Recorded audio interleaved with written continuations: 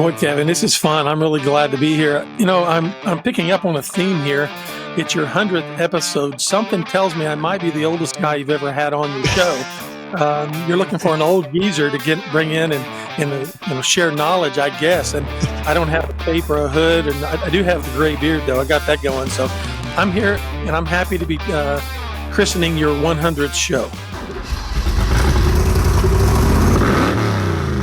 Detailer's Roadmap Cruise Control, where we navigate the roadways of life, business, and everything in between.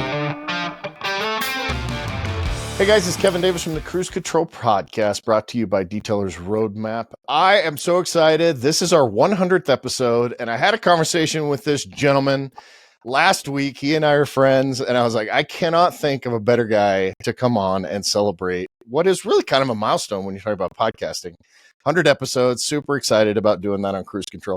Here with Ray Sanders, I will give his little bit of bio in just a second, but this guy is like, the fact that he's on this podcast and you have an opportunity to listen to him on this podcast is pretty awesome, but make sure you go to raysanders.com and check out everything he's got to offer.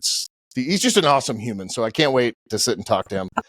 Hey, before we get started, don't forget to go to detailersroadmap.com. Use that little demo button there at the top. Patrick and the sales team will run you through your existing situation with your website, SEO, and all that, and be able to see whether or not we're a good fit for you and you're a good fit for us. So detailersroadmap.com. Let me give Ray's little bio here, and then I'll let him fill in the gaps like we do with all our guests. Ray's journey is one of resilience, determination, unwavering faith, the occasional redneck pickup, and cows. I added that to your bio. Throughout his career, Ray has been driven by entrepreneurial spirit, strategic mindset, and strong dedication, which have consistently yielded remarkable results in his pursuits. However, what sets him apart is his wholehearted commitment to his core values and his family. And I would put in friends there too, honestly, from what I've seen of you so far. Over the last 15 years, Ray has dedicated himself to business consulting and growth strategy development. He has built his career on helping CEOs grow their companies, fortifying leadership teams, and helping them navigate the intricate balance of life and work. We talk about that on this podcast all the time, so that's going to be awesome. Ray's coaching approach embraces profound connections founded on sincerity, transparency, and an unyielding dedication to helping his clients thrive in both personal and professional endeavors.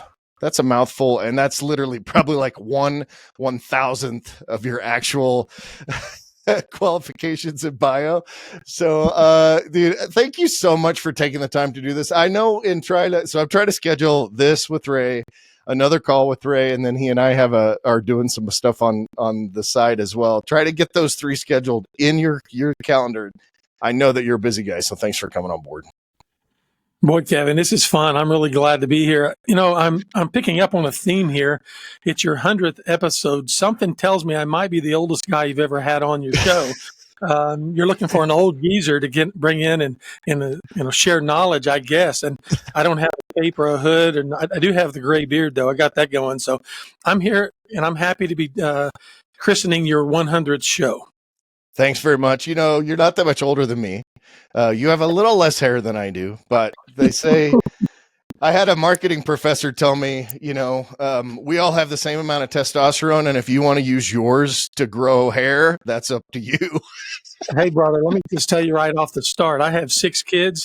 I have 10 grandchildren, and I shared with that very line last week with a young buck out in West Texas, and he was teasing me about my hair in a presentation I was doing.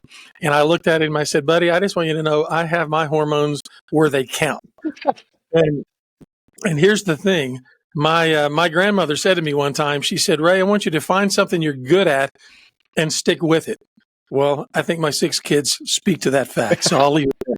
Hey, if you got to practice something, it might as well be that. And I will say that I met and had an opportunity to sit and have breakfast with you and Stephanie, your wife, who definitely, like so many of us, married way, way up, right? Dude, that's almost embarrassing. It's embarrassing. I actually thought about this the other day. If she ever gets contacts or glasses, I am in trouble. My wife got LASIK like 10 years ago, and I'm like, okay, just so you know, I was always this ugly, right? Like no, exactly. I'm telling you. But well, babies are pretty babies, so it's a good mix. That's right. That's right. She's beautiful and amazing, by the way. I really love her.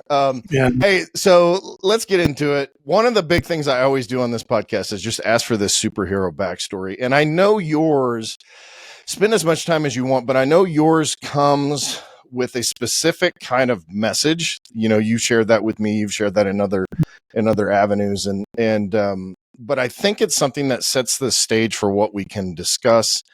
We're talking to solo entrepreneurs, a lot of like small team entrepreneurs, and really seeing this kind of transition throughout everything you've gone through and to where you are now. Right. I'd love to hear that story. You know, grew up here in central Oklahoma on the plains, a farming community. And like so many folks, I have a story. When you're introduced on a program like this, you often think about, you know, all the things that somebody's accomplished. But I'm going to say this right from the get-go. One of the things I'm really big on is I don't care how many letters you have behind your name. I don't care how many degrees. What I have learned is, yeah, people appreciate your successes and the things that you've accomplished, but they really relate to your pain and the struggles, the things you've overcome, the failures. And right from the get-go, I think it's fair to say that I was a mistake, very much a mistake. Not even sure I should be here. The fact that I have 10 grandchildren is really a miracle. But my mom and my dad, they grew up in a small town.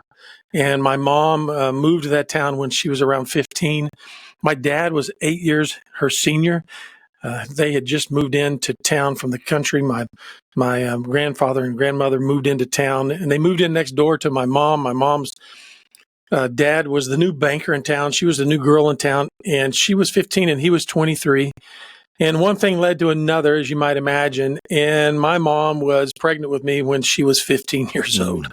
And, you know, things are a little bit different now. It's always kind of a tough thing.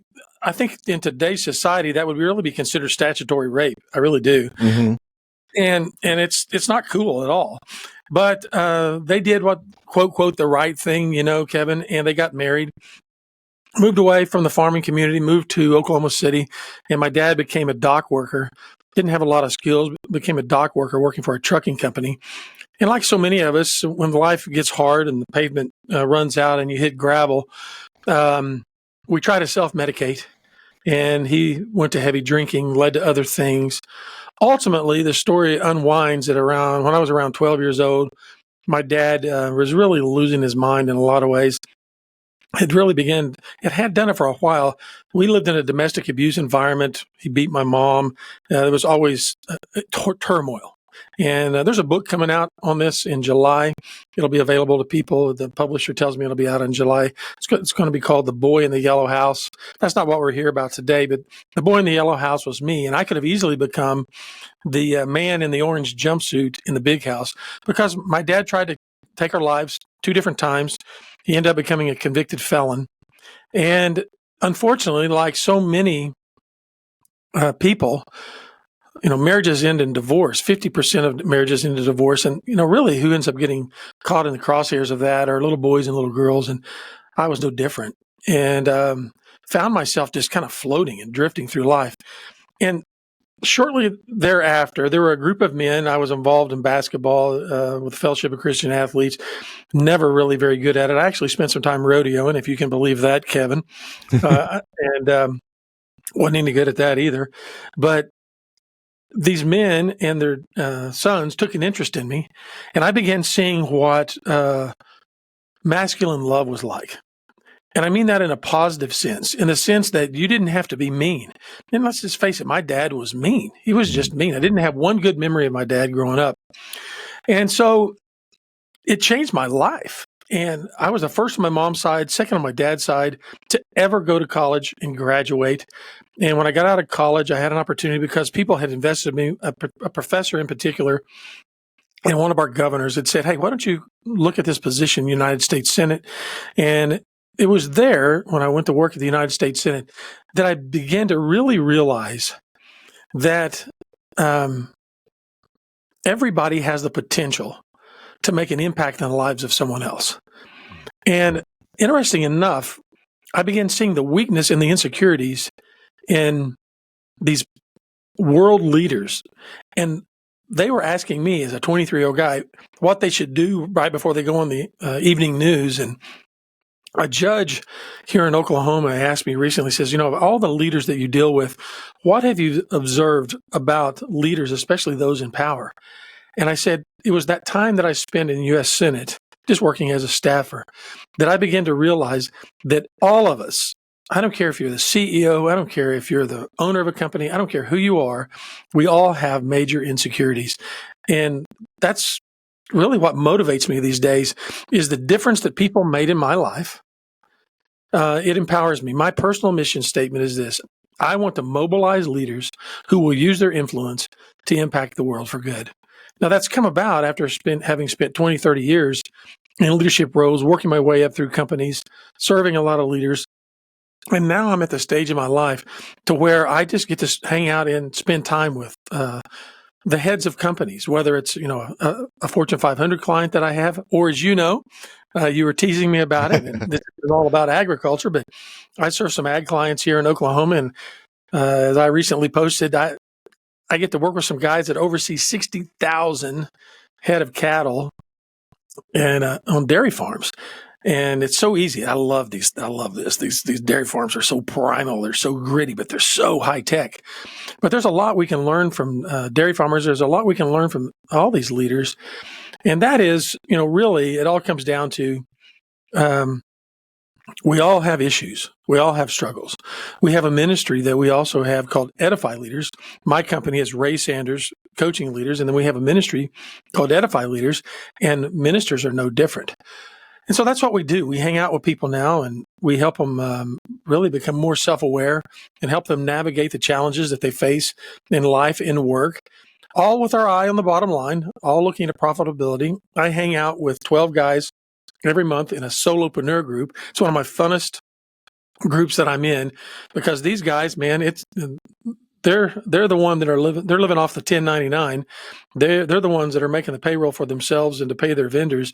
And so they've got grit, but the issues are all the same. And it's those men that invested in me that motivate me today. I want to be like them. Interesting enough, I've been a serial entrepreneur ever since I was about 9 years old. I used to raise rabbits, and we would take those and we would sell those. And then I had a produce stand at a young age that I would set up on the roadside and sell produce.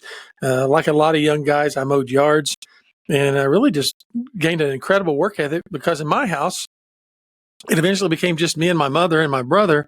And if I wanted something outside of just the bare necessities, I had to, work for it. And so I'm a guy that's, I think a lot of people would say, has grit. Have worked my way up through corporate America, if you will, and run my own business. Have for several years now.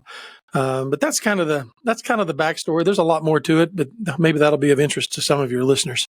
That's yeah. I mean, I've heard some of that before, and some of it I haven't. I think it's amazing, your story, and I want to dig into so many of those little things. But I should say, one of the interesting things is you came on board to help Detailers Roadmap. Chris actually met you and brought you on board to sit and talk to us, and it was kind of crazy, because within the first, probably 30 seconds of that call, you and I had made a connection, and as it turns out, Ray lives about a mile from my dad's house in Oklahoma City.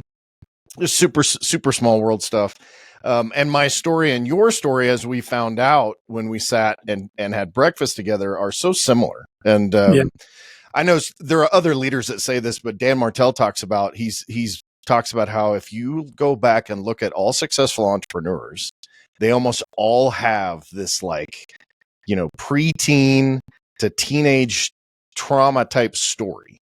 Right. No doubt. And I actually have said the same thing that you're talking about. Whenever someone's kind of like a jerk or a-hole or whatever, I'm like, look, there is a story behind that. Right. Like, I try to find, and most of the ways, the reason most men, especially, I think women are probably less likely, but there's still different kinds of insecurities. But I think most men their behavior just based out of some sort of insecurity. But I'm curious about that. In terms of the insecurity? Yeah. Well, I think there's a real void of manhood to be honest. You and I are at that age. You're a little younger than me, but I'm at the bottom of the baby boomers. You're in the X generation, the Gen X. And man, let's just face it, the boomer generation, they came off the heels of the greatest generation. In the boomer generation, it was all about burning it from both ends, baby. I mean, they were taking that candle and they were burning it from both ends. And then they did carry a flashlight in their mouth in case that went out. And somewhere in there, we bought off into the lie that it's work, work, work, work, work. And if there's anything that I preach nowadays, it's that you have to rest to be your best. But somewhere in there, we lost the influence. And I think in females' lives as well as men, the masculine male and the masculine male that is loving, and it doesn't have to be mean. And the greatest generation, their biggest issue was they were off to war and they don't talk about anything. And then the next generation, the boomers, they don't necessarily talk about it, but they self-medicate and they burn it hard. And the collateral damage on that is the kids. I know that's not universal. I know there's a lot of great dads out there, but I think that there's just a little bit of a void. I've been having some discussions with at least 3 of the guys that I'm coaching right now, and they have younger guys in their 15, the 15-year-old range. And here's a good question. When did you become a man? When did you become a man? I mean, was it a physical manifestation? Was it a life event? Was it when you turned a certain age? And at the core of that is that void. Most men, if you ask them, when did you become a man, they really don't know. And I think a lot of that leaves us insecure. And so much of society these days, I mean, I'm not trying to get political here, but we don't even know what a he and a she is anymore. and what does that do? What does that do to your confidence? And the self-talk, one of the biggest enemies we have is self-talk. And one of the things I try to do is I try to help guys realize how negative their self-talk is. And we beat ourselves to death. We beat ourselves up. A lot of us had very strict dads and fathers who really pushed us, and it didn't seem like we got enough praise for what we were attempting. That's my story. I still remember my dad standing at the end of a lawn mowing session and telling me that I wasn't pushing the lawnmower straight enough. I remember one time sitting out in a garden, my dad telling me I didn't know how to turn a shovel. I mean, it's just I'm 62 years old and I'm still remembering things from 50 plus years ago. That's how you start getting beat up. And if you're not getting the positive influences from the outside, it's even worse internally. Mm-hmm. And when I talk to guys and I say, tell me what you're thinking about, most of them are really beating themselves up bad. Really bad. The negative self-talk. And we're buying into these lies. I call that getting punked. And so part of what we need to do is be more self-aware. We need to realize how we're gifted, what we are good at, and quit buying the lies that we tell ourselves and that others have told us. I heard it said one time that if you don't have a vision for your life, no one or someone's going to give you one. And it's kind of that way with, there's a scripture about this. And Jesus, say what you want to about his divinity, but I still think the dude was one of the greatest leaders that ever lived. Now, a lot of people have a wrong impression of him because they think of him as this guy that looks like the zigzag man, right? I mean, there's a lot of people out there know what a zigzag man is. He looks like the zigzag man. He walks around in translucent dresses and he wears sandals and he walks around kind of in a daze all the time and we see stained glass. That's not the Jesus I'm talking about. The Jesus I'm talking about is the bad mother that cleared the temple.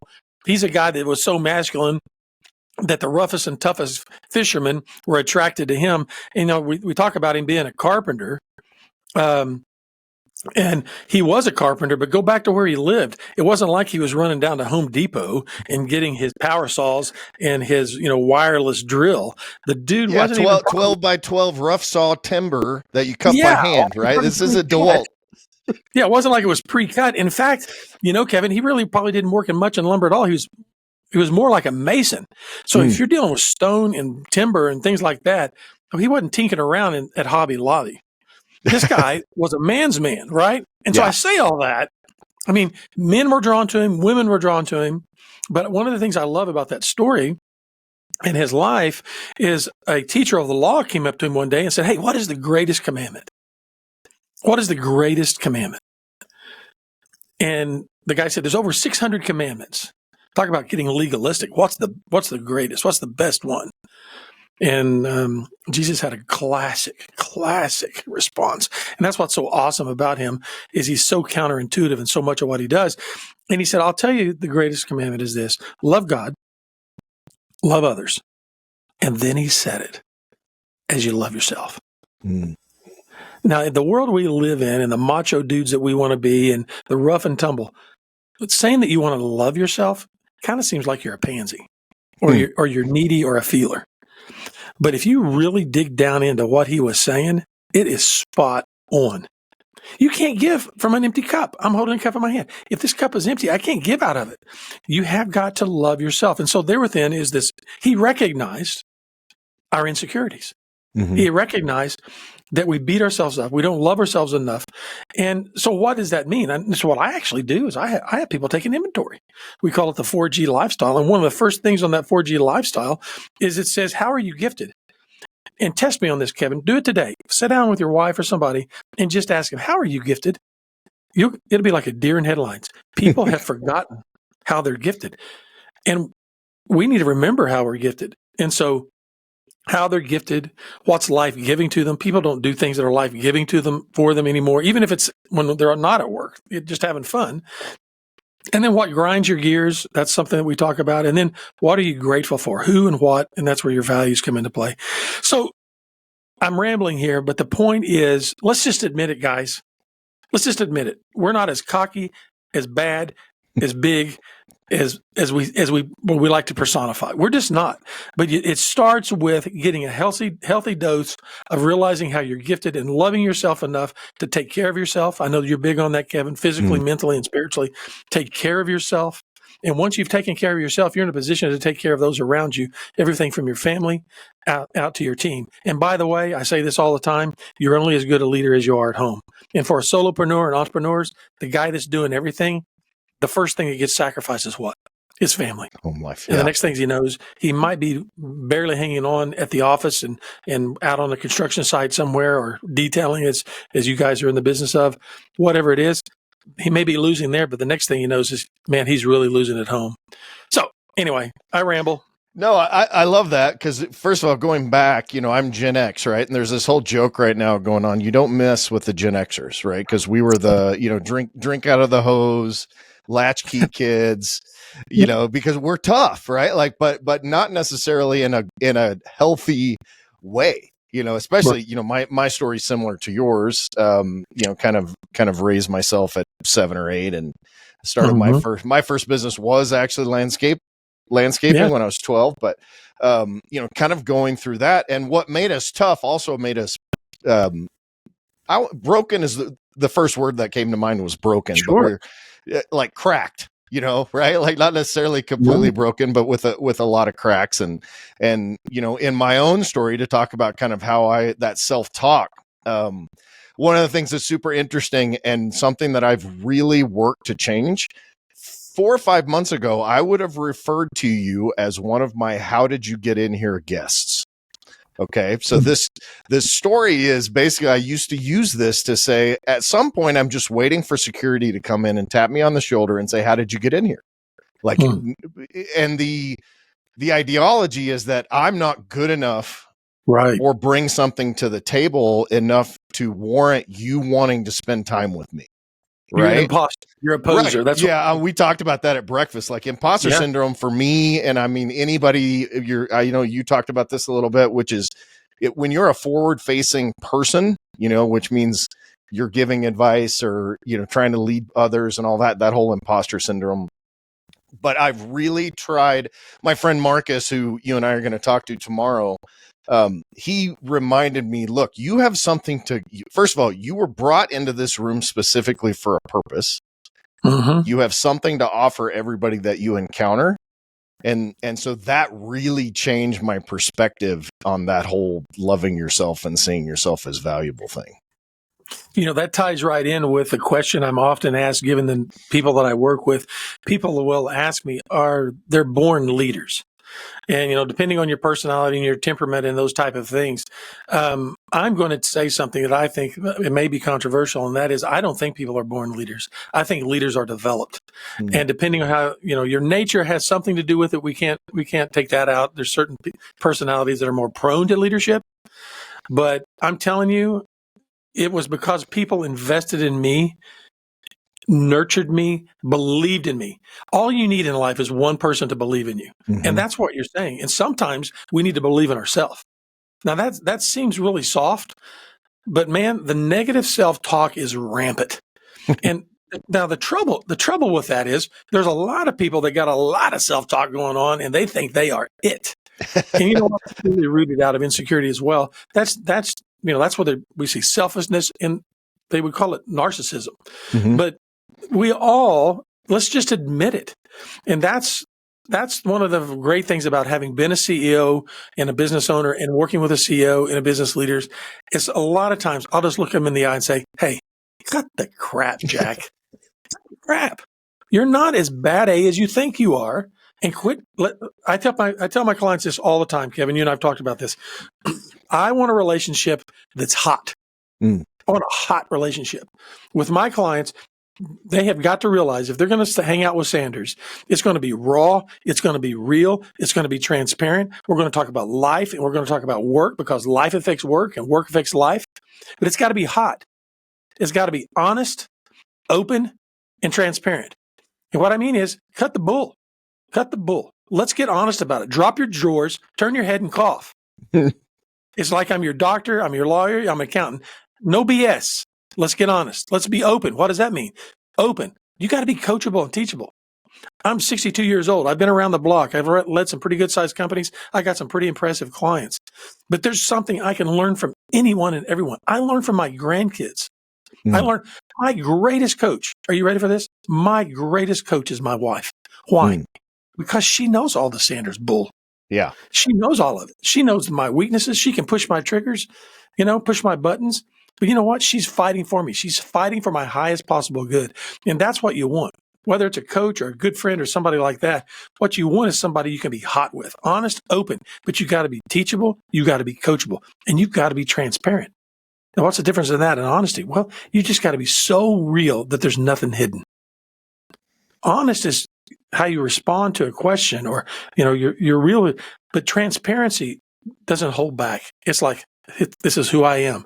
And you know what?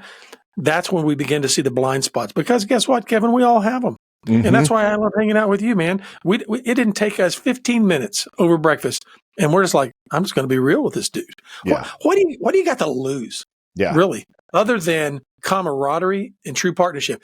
But what ruins it, I'm going to tell you right now, what ruins it. And there's a lot of guys and ladies out there listening. Oh, I can't do that. And you know what they're thinking? Because I can't trust anybody.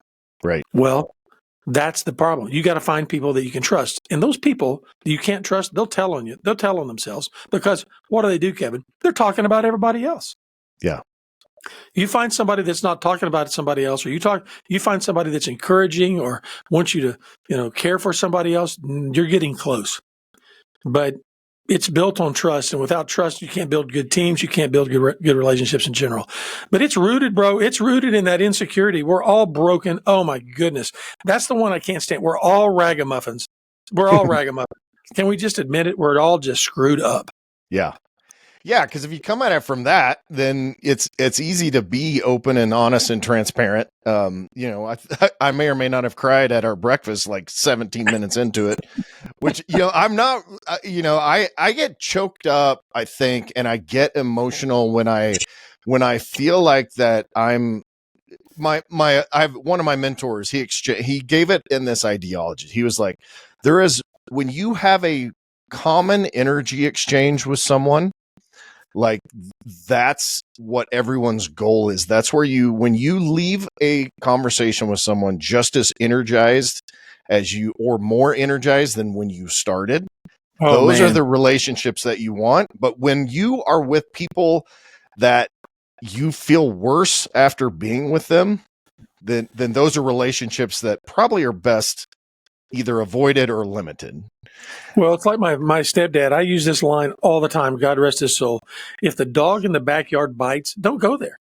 I mean, and Henry Cloud wrote a book called Boundaries. And sometimes there's just some people we just don't need to be spending as much time with. Now, I tell you what also drives me nuts, though. I I don't necessarily want to be around Mr. Positive, Mm. Mr. Optimistic who, oh, I just hit my thumb. Oh, that didn't hurt and he's bleeding out. It's not about I think I can and motivate. No, it's centered on being real, man. It's centered on being real. And you know what? When you get real, what happens is people don't really run from you. Mm. They want to get in it with you. And Yeah. now you've gained the energy and the synergy of friendship and partnership, and you may gain a perspective that you didn't otherwise have, which ultimately, that's what empathy is. This episode is brought to you by Detailer's Roadmap. Hey, spoiler alert, that's us. We all know you need a kick-ass website in order to be successful with your business. The good news is at Detailer's Roadmap, kick-ass websites, that's kind of what we do. With the latest performance, designs, and SEO strategies, Detailer's Roadmap is your one-stop shop to be successful on the web. And don't forget, we have the best support team in the industry. Whether you're an existing partner looking to improve your lead generation or you need a brand new website, Detailer's Roadmap is here to help you be successful on the web. So go to detailersroadmap.com/success and get started today. That's detailersroadmap.com/SUCCESS. That's, empathy is a word that guys don't really understand a lot. Right. I can't tell you in how many conferences I've been in, and I'll bring up the word empathy, and all the guys start pulling their pockets out, and all the wives bow up and start elbowing.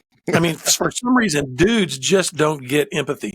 Chicks get empathy better, but all empathy is, it doesn't mean I have to agree with you.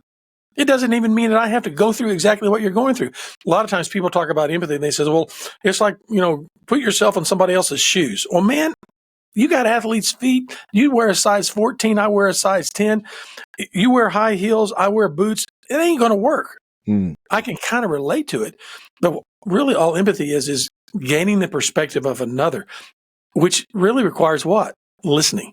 And this is something that a lot of leaders today are missing. You hear a lot about it in terms of empathy, and I'm all about it. But we have to understand what empathy is. And all it really is just listening and being willing to consider someone else's perspective. By the way, that's the problem in Washington right now. I lived in Washington, D.C. I've worked at the United States Senate. I've seen these guys go at it. And some of them that are the real leaders, they may absolutely disagree, but they will give you the respect as a fellow human being, and they will try their best to understand. They may never agree. And so, yeah, it's that ability when you sit down with somebody. The reason you feel energetic is because you think they get you. Mm-hmm. Who doesn't want to be seen or heard? I mean, it's as basic as my dog. I come home from my trips. I don't know about you, what kind of animals you have. I'm a hero. You talked about being a superhero. It's the same way when my kids are at home. My dog loves me. It wants to be seen and heard. My wife wants to be seen and heard. I want to be seen and heard.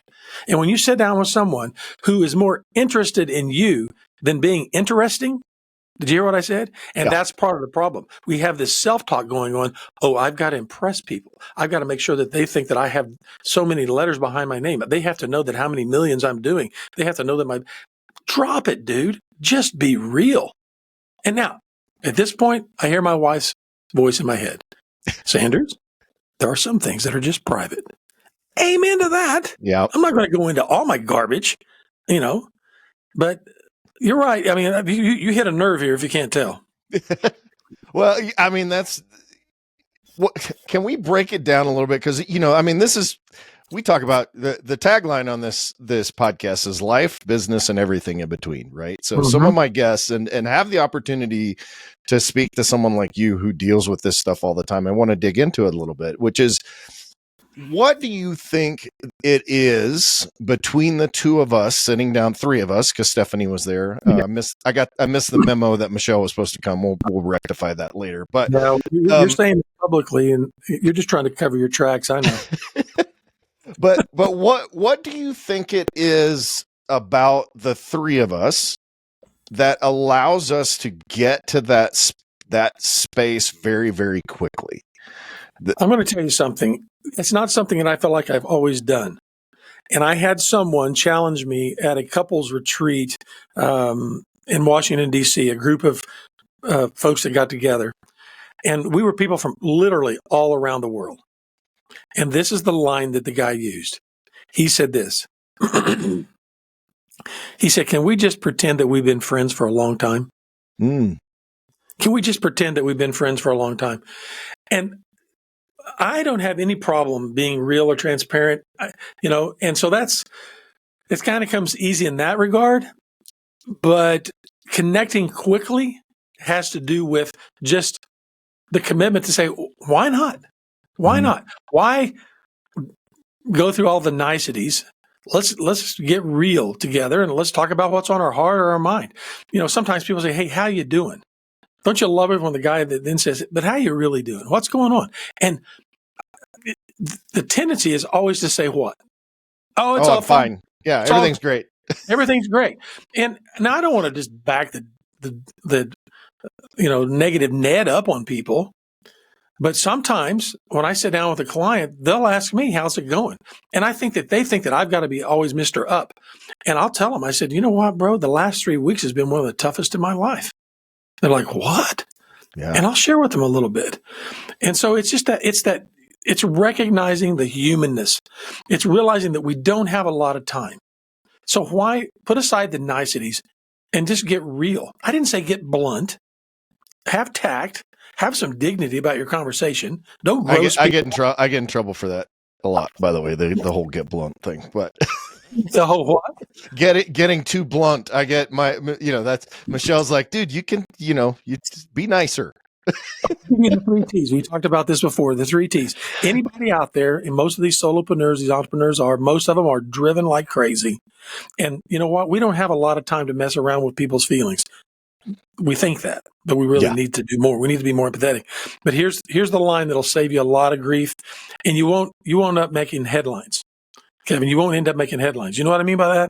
Mm-hmm. Any guy that's out there that has done what you said and you were kind of blunt with your wife, you end up making headlines. And what I mean by that is you end up spending 2 or 3 nights on the couch. And after 2 or 3 nights on the couch, you don't have a set of pillows like you do in your bed. You've got those corduroy pillows and you sleep on those a few nights. You wake up in the morning, you got those lines on your head. You're making headlines. I like that.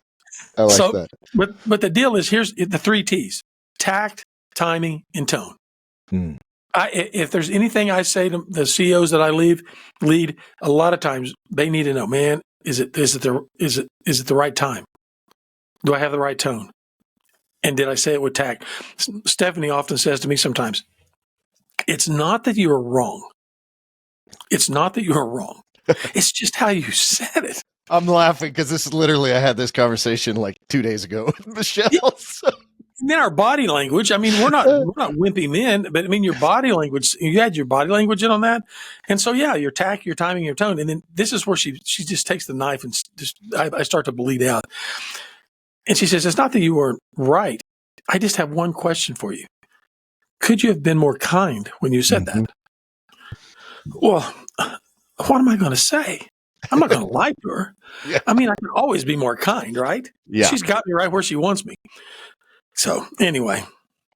Yeah, I think that, one of the big struggles for me that I've really tried to work on is not seeing people as an obstacle.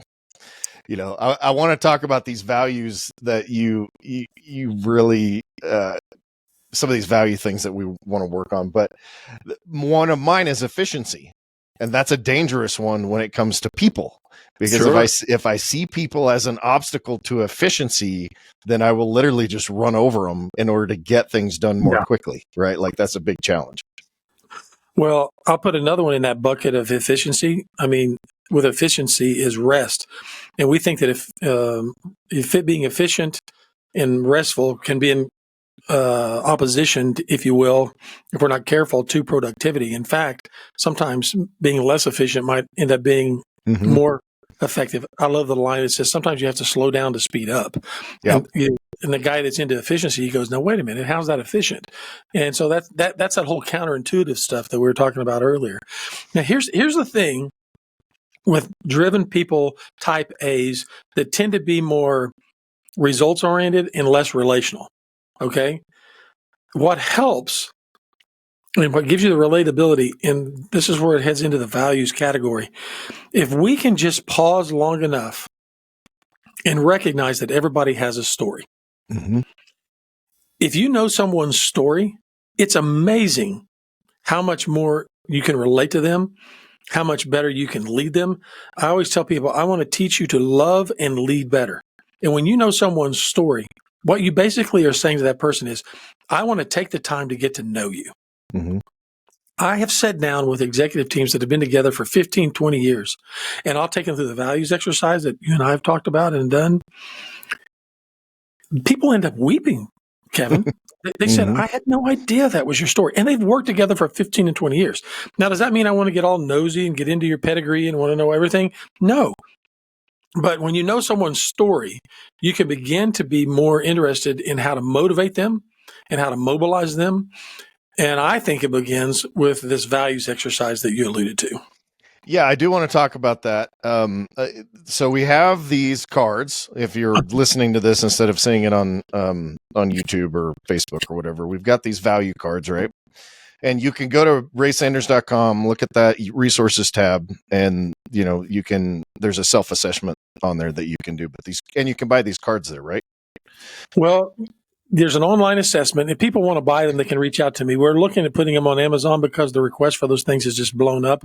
And I have someone working on that right now. But if somebody wants them, they can email me and I'll send them. I'll work with them on that. But there's an online assessment that does it all right there for you. And everything we're going to talk about, they can do it through the online assessment. And by the way, there's no charge. It's a gift we give because we just want to invest in people. And knowing your values is a big deal. And we're going to talk about that. Yeah, and so I'm looking at these. Basically, it's 52 playing cards, right? Plus Joker, and it's got all these different values: independence, passion, knowledge, perfection, legacy, quality, trust. Like there's so many empathy. It's funny. Literally, if we were in a magic trick, I would do great because the top card is empathy. Yep. We were just talking about that. Ace of Spades here. And we went through this this is kind of how we met. We went through this with Chris brought you in. We did this value assessments, and it was really eye-opening to see the other ones in the teams. And what basically, so explain to me how there's the two delineations, right? I want you to explain that of how our values are developed. Yeah. So this all came about, Kevin, working with executives. And I'm really big on what I just said earlier in terms of knowing people's story. You can't go in and try to get to know an executive at the level of motivating them that I want to motivate them without getting real with them. And that's why the hot thing is so big to me. And so one of the things I began to recognize, and John Maxwell had done something similar to this, and I saw how he was doing it. And I began asking executives what matters to you? What matters to you? Eventually that evolved into asking, well, what do you value? And go ask someone, just like I told you earlier, how you're gifted. Go ask someone today, what do you value? There will be a pause.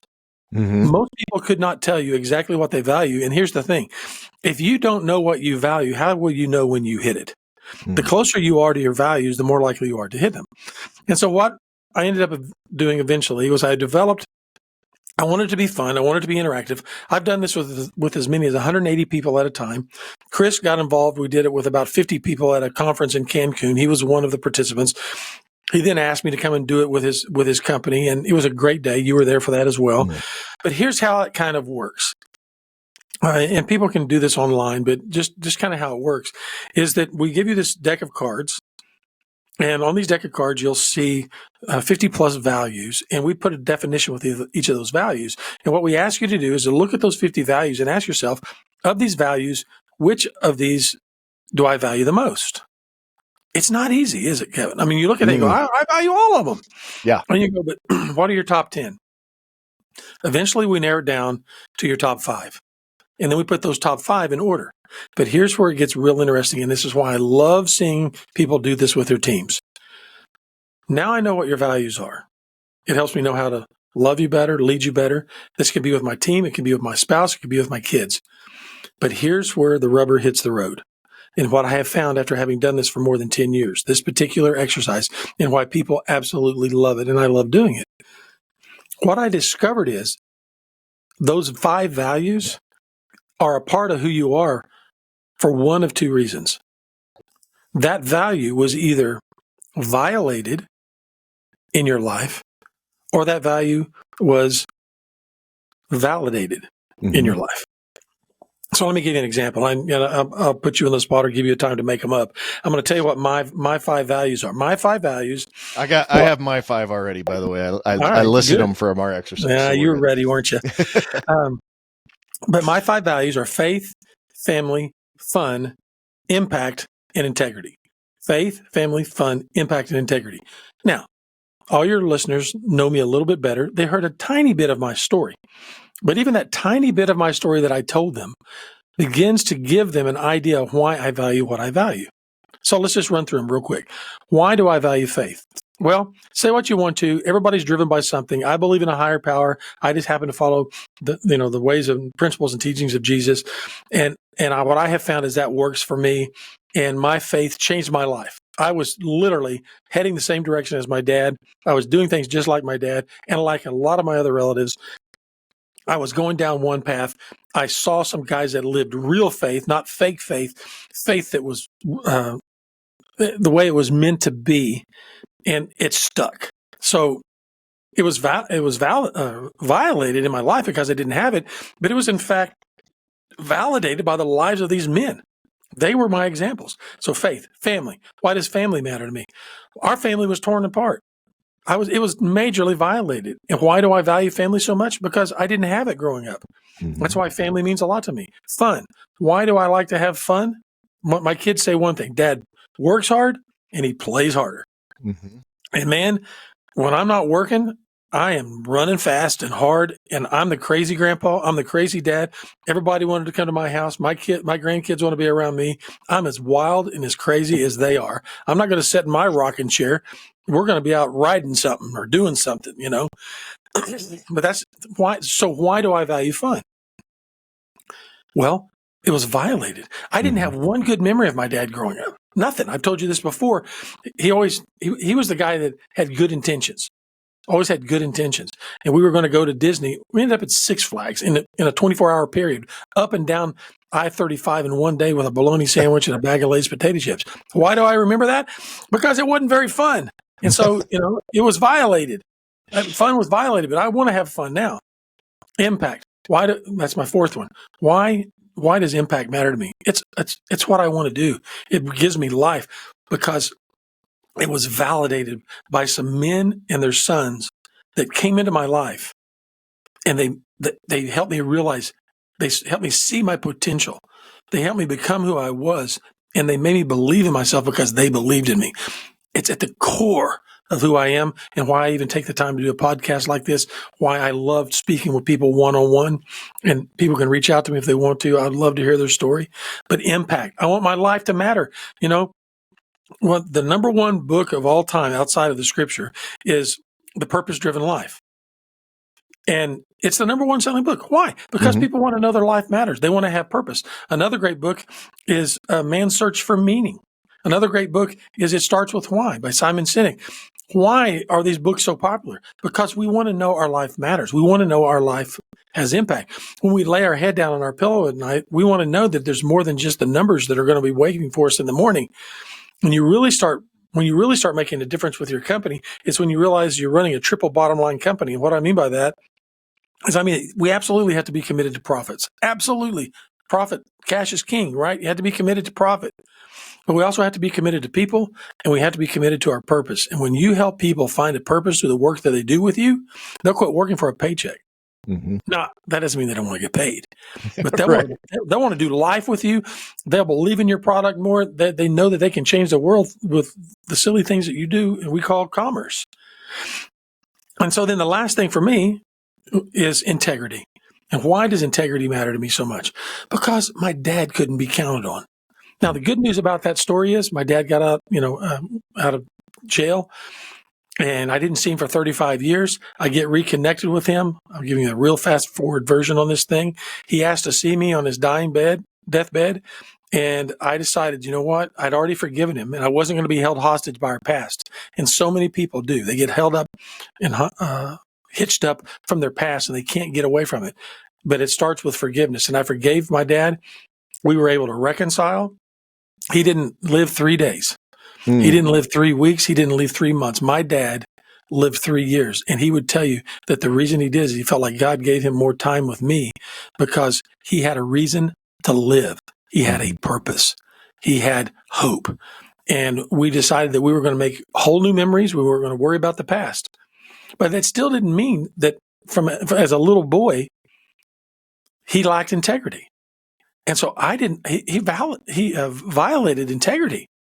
And man, if you want to rub me wrong, tell me you're going to do something and don't do it. Ask my kids, what are the 2 things that dad can't stand? And they'll say he can't stand lying and he can't stand a lack of leadership, with a lack of initiative. So now, how much more, Kevin, we're spending more and more time together, but the more you know what I value and the more you know my story, the more you're going to want to be in my life, the more you're going to want to love me and help me understand. And if I make you mad or I do something wrong, you're going to realize that hurt people, and that hurt that's coming out is probably coming out because of something I'm still dealing with at my age. Because it doesn't just it doesn't go away. Right. You can take a bath, but you know what? If you don't go too long, you're gonna need to do it again. Right. So that's the whole values exercise in a nutshell. And your listeners can go to raysanders.com and under the resource page, and they can take that assessment online for free. It's fun. I really encourage people to do it themselves and then ask their significant other, their friend, or our entire teams just to do it. And it's very eye-opening. Yeah, I mean, mine were faith, family, and what's funny is that this was done many months ago now, and I think that mine, I actually would not put this in the top 5, but it was funny because it was what we were just talking about.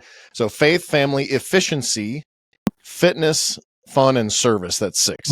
But and the reason for the efficiency one was which is the definition that you give is making the most of resources, right? So I grew up in a situation where there were none. Yeah. I was raising myself, trying to figure out where I was going to eat, going for days without seeing my mom and all those different things, right?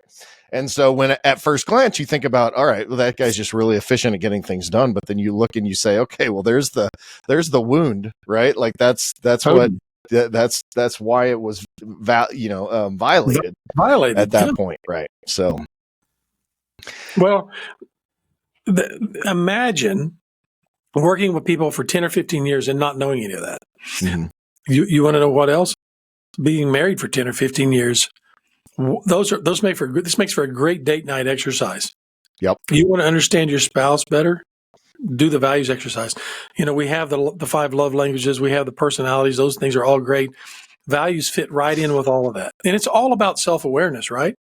And sometimes if you wonder why something frustrates you, that's because somebody's violated one of your values. And you can begin to deal with it. Oh, they're going to violate my values, and I can learn to respond rather than react. It's a big deal. It's a big part of what we do. It's all about helping people become self-aware. Yeah, is one thing that as I look back on it, I'm like, first of all, I would say that integrity probably would replace efficiency in mine now, because there's some things in there that I've been really working on, and the more I'm around people without it, it makes me realize more how impressive it is. So one of the things, and I want to be respectful of your time, one of the things that you talked about is basically this idea of coaching and mentorship and having people feed into your lives. As solo entrepreneurs, small business owners, that kind of thing, and there's both men and women listening to this, predominantly probably more guys than women. How can we encourage, and how do we go about finding people to serve us and serve us really in that way?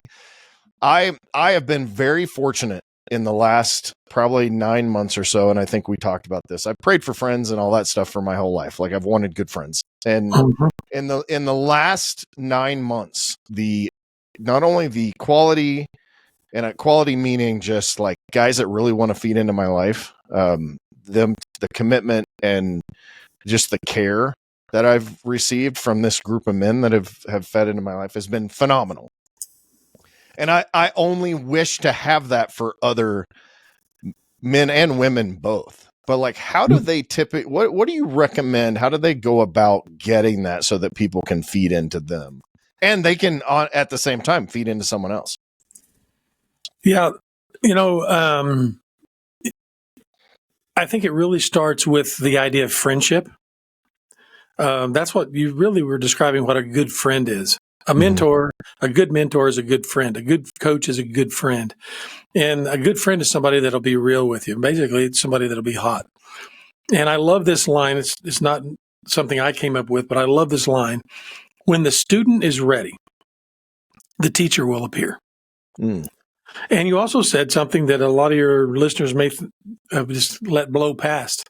I'm a praying man too. I think that you could ask God, say like, look, I need some help. I need some real friends. Would you please bring that into my life? And don't be surprised if you get an answer.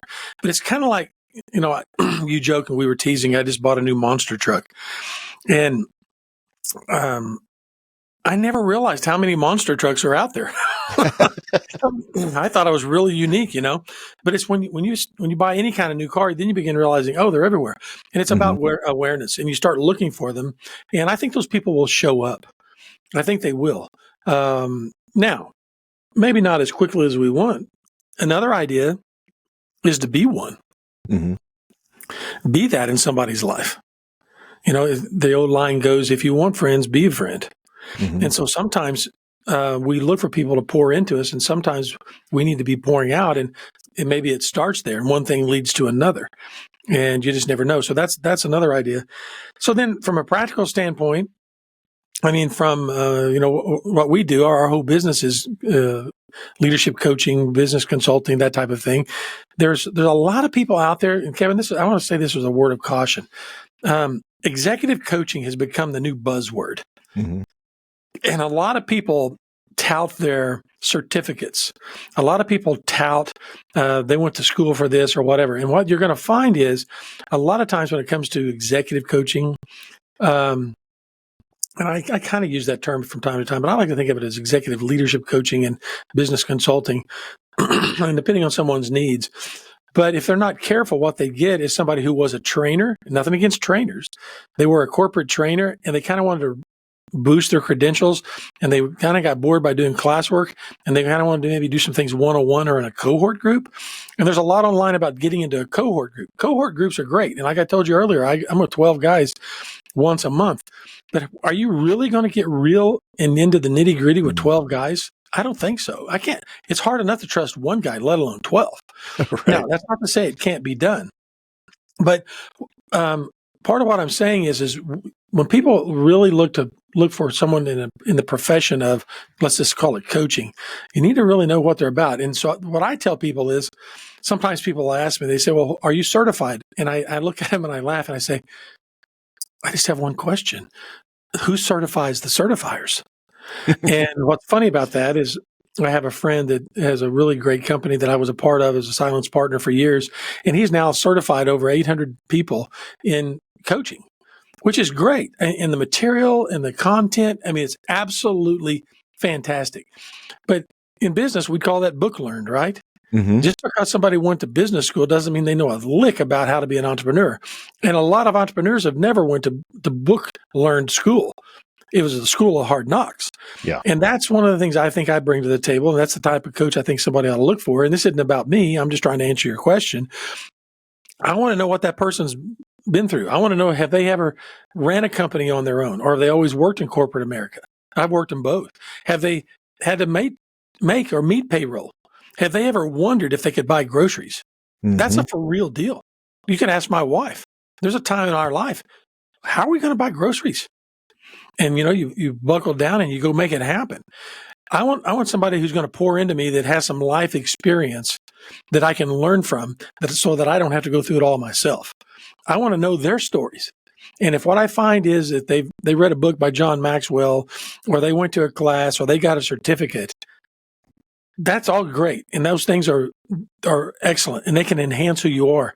But I want to know, do they have the life experience? And I think you look for affinity. I think you look for someone maybe a little older than you. That's not to say that they have to be, but someone that has an interest like yours, or a background similar to yours, so you can relate. but they're out there. It's not necessarily that you just go down and, get out a catalog or a dating service and find somebody that can do that for you. But I really do believe that when the student is ready, the teacher will appear, the coach will appear. And I also believe that, we can ask for that help from on high, and it'll show up. I really like that. And obviously that speaks to my situation. It took 40 years, but I must have been more ready when I was in my early, when I was 51, turning 52. And I really feel like that I am. One of the things is doing these podcasts has made me such a better listener, more empathetic, more readily asking the right questions. But to your point, there's a reason there are 23-year-old relationship coaches. Yeah. Which is like, really? No offense to any of those coaches that are out there, but dude, I've been married almost 30 years. You've been married longer than that. And it's like, I think that my experience is probably a little bit longer than yours. So look for people for that. I want somebody that's going to tell me how they screwed up so I don't do it. I mean, I don't know about you, but when I look in the rearview mirror, I see I've dodged a few potholes. Yeah. And I've ended up or sinkholes. You see that trucks just go directly into them. Totally. I've got some of those too, for sure. So, like I said, I think it's a great time to wrap up. If someone says, "Hey, I listened to this podcast with Ray Sanders, and one of the greatest things he offered me as a young entrepreneur or a young business person." And I say young, whether it's you've been in business for, whether you're 25 or whatever, but you're relatively new in your business. What would that statement look like to you if it was successful? Say it again, Kevin. So hey, I just listened to this podcast with Ray Sanders. Yeah. This is one thing that I got from this that I can really say made a huge difference in my life and business. What would I say to them? Yeah. What would you say? I'm going to go back to and I have children that are in their 30s, and we go to the beach every summer. And a lot of times we'll sit around the table and we'll do an affirmation evening. And it's just really fun. It's a real blessing. If you've never done that, just love on your people, man. Just let them know how much you love them. And I'm going to tell you, be a lifelong learner. Be a lifelong learner. And there's so much wrapped up into being a lifelong learner. What it says is, I don't know everything. Mm-hmm. It's wrapped up in humility. I walk into the office of guys, or I'll walk into the field with guys a lot of times. And, there's just kind of this persona that I ought to know everything. And I tell them, I said, I don't have to be the sharpest knife in the drawer. Go hang out with, it's very primal. Go hang out with a dairy farmer for a day. And everybody thinks, milking a cow is no big deal. There is so much I've learned from hanging out with dairy farmers. It's humbling. Dude, they're using AI now. Yeah, totally. And it's a double entendre. Their AI is artificial insemination and artificial intelligence. Yeah, it's for real. But it's be a lifelong learner. And what that is it's an attitude of teachability. It's humble. What can I learn from someone? You can learn something from anyone. We all have blind spots. Just about the time you think you know it all is when you're going to realize how much you really don't know. And the more we know, the more we realize we don't know. So, that also means that you're going to be a good listener.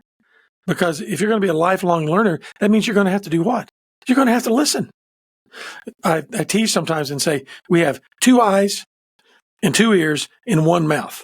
We ought to listen and watch twice as much as we talk.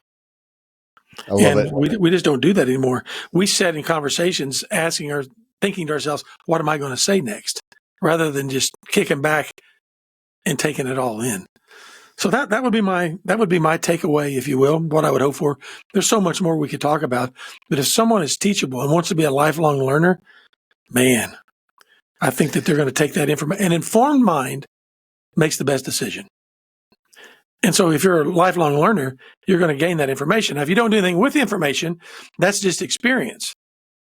But we know that experience and knowledge is one thing, but without wisdom, it goes nowhere. So that's really what wisdom is it's applied experience and knowledge. And that's where, learning and being a lifelong learner comes into play. I love that. And the line I always use is if I'm the smartest guy in the room, then I'm in the wrong room. Totally. And if you're always the smartest guy in the room, you need to change rooms for sure. That's right. Or your attitude. You're not as smart. Remember, I'm not as smart as I think I am. Exactly. That's exactly. Man, I so appreciate you coming here and spending this time. I know you're a busy man. You got to go out and drive that truck and go learn some more stuff out. Mercedes too. You just have seen my truck lately. I know, but you said Stephanie won't let you drive the Mercedes out there in the she sticks, will, but there's something about pulling up on a gravel road with mud in that car versus what I've been driving lately. That's just a whole lot more fun. Let's admit it. Kicking into 4-wheel drive. And you know your audience, right? Like we were talking about Landman before this got started, and all the villains in Landman drive black Mercedes, and so I don't know what that says, but I'm glad you got your pickup. I got my black 6-inch lifted, Dodge Ram with lighter on the side of it. F-250 Power Stroke, baby. Oh, it is F-250. I'm sorry. I will now. I have offended all Ford owners. Yeah, that's right. Yeah. So come back to Oklahoma. I'll take you for a ride, Kevin. I'm excited to do that. Hey, it's just raysanders.com. Where else do we find out information? Is that all encompassing? Does the ministry have a different website? Give me all that. Thanks for asking that. raysanders.com is about what we do on the commercial side. And then we have a nonprofit that we founded because there's a lot of guys in ministry that couldn't necessarily afford to do what we do, like the guys on the commercial side. And so it's underwritten. And if you have a heart for ministers and you want to see them get the same type of coaching that we give on the commercial side, go to edifyleaders.org. edifyleaders.org, and there's a website there that really unpacks a whole ministry that we have to try to love on guys. Ministers have got a bad rap today. There's a lot of dark sheep and bad apples that are screwing it up for a lot of people.